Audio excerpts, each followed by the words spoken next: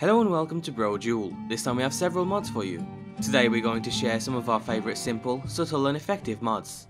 We've covered a couple of them in the past, and some of the features they add can be found in the bigger overhauls. But if you're looking for some simple mods that add a lot, or maybe want a minimalistic modded playthrough, then these mods are definitely worth a go.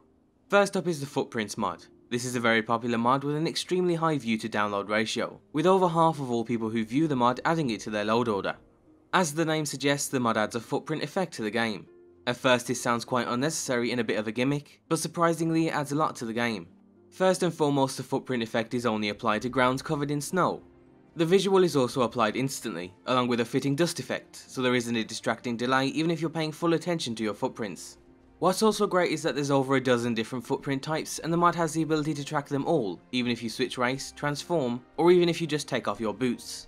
The effect will also last as long as you want it to, and you can set the fade delay in your own INI files, with the author recommending a delay of 900 seconds before they start to fade away.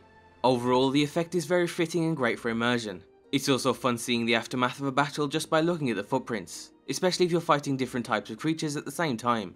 So if you've yet to try this out, we definitely recommend you do. The second mod is in a similar vein, again focusing on the cold climate of Skyrim.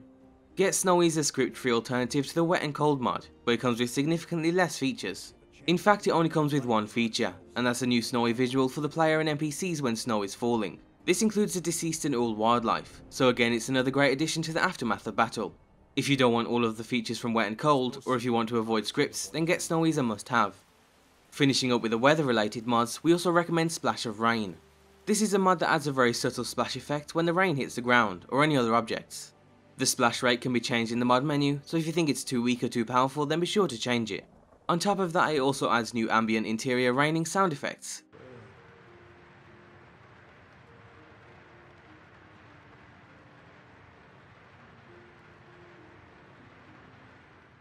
Mod number 4 is Wet Eyes. This is a mod that adds a simple blurring effect whenever you swim underwater. The effect is actually subtle enough that you can still see it when swimming, but what we like the most about the mod is the fade that happens when your head comes up out of the water. It's extremely basic, but we like it a lot. There's also a bit of room for improvement, like maybe removing the blur effect for Argonians, or coming up with support for the goggles added by Wet and Cold, but in its current form it's still a nice touch. Going completely off everything wet and snowy, we also recommend player head tracking. You've probably already heard of the mod, but if you haven't, the mod very simply makes your character's head track nearby NPCs. So during conversations you'll actually look at them, just like how they look at you. There's also a priority system, so you'll look at NPCs you're in a conversation with, then at NPCs you're closest to, and then finally at others. If you mostly play in first person, you won't really notice the effect, but if you have space on your load order, then you might as well have it installed. We've had it in our own playthrough for dozens of hours without issues, so it's worth having. Another mod that makes your character behave like NPCs is Immersive Beds. This is a mod that makes your character use the sleeping and walking animations that NPCs use. Usually we try to avoid unnecessary animation mods, but this one in particular is short enough that it's not too much of a hassle to play. Sleeping is also a thing I'll probably do once or twice in a play session, so it definitely won't be overplayed. If you tend to sleep a lot, then it might not be for you, but nevertheless another great simple mod. Another animation mod worth looking into is the Pseudo parry animation. In the vanilla game, when you block using your weapons, it simply reuses the bashing animation to show the parry. Well, this mod adds more realistic animations for blocking with both one-handed and two-handed weapons. We're not too knowledgeable on the topic, but we do think the new animations are more fitting to the action. So if you like what you see, then be sure to give it a go. And finally we have smoking torches. As the name suggests, the mod adds a smoking effect to lit torches, whether they're used by yourself, on NPCs, or even when they're mounted on a wall. It's not an entirely realistic effect, and torches wouldn't normally give off this much smoke, but it's still a nice effect nonetheless.